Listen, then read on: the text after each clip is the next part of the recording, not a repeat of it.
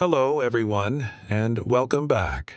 Today, we're re-exploring Arthur Miller as The Crucible, a tense and unforgettable play about hysteria, reputation, and the price of truth. Whether you're studying it for school, revisiting a theater classic, or just love powerful storytelling, this guide will give you everything you need. Background: The Crucible premiered in 1953 during America's Red Scare, when fear of communism led to public accusations and blacklists. Miller set his drama in 1692 Salem, Massachusetts, during the infamous witch trials. By retelling that history, he exposed how fear and suspicion can destroy communities and individual freedom. Setting and main idea. The story takes place in a Puritan village where strict religious rules govern daily life. When superstition mixes with personal grudges, a wave of accusations spreads, testing everyone's integrity.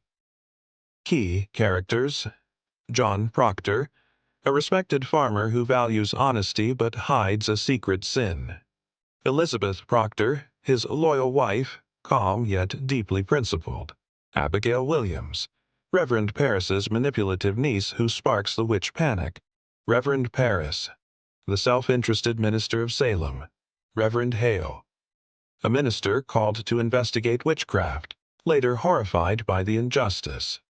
Judge Danforth, the stern court official determined to defend the court's authority. Plot summary.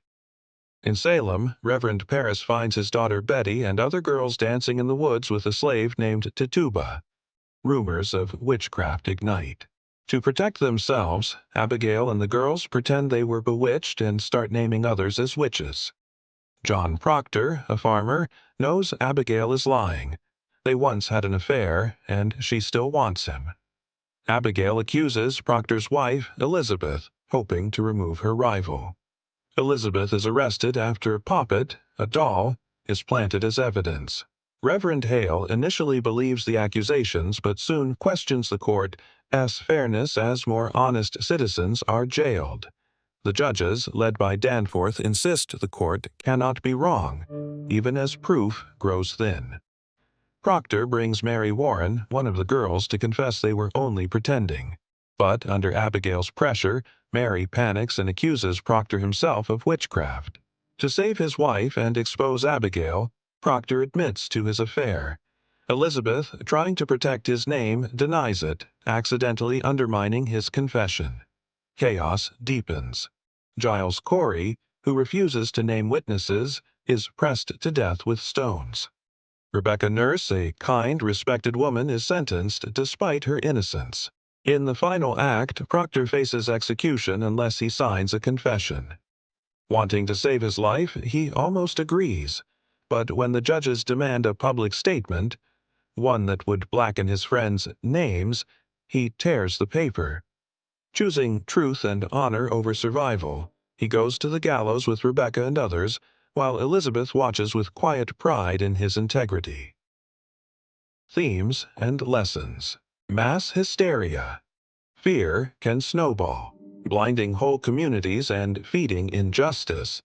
Integrity versus reputation.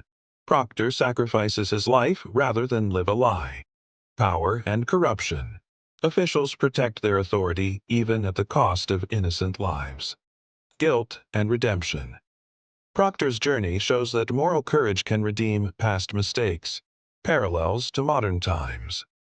Miller warns how easily fear can silence truth, from Salem to any age. Style and impact. Though based on history, Miller's language is modern yet rooted in Puritan speech. The play's tight structure and charged dialogue keep tension high. It remains a favorite for classrooms and stages because it asks timeless questions. What would you risk to stand by the truth? How does society treat dissenters during crises? Quick recap.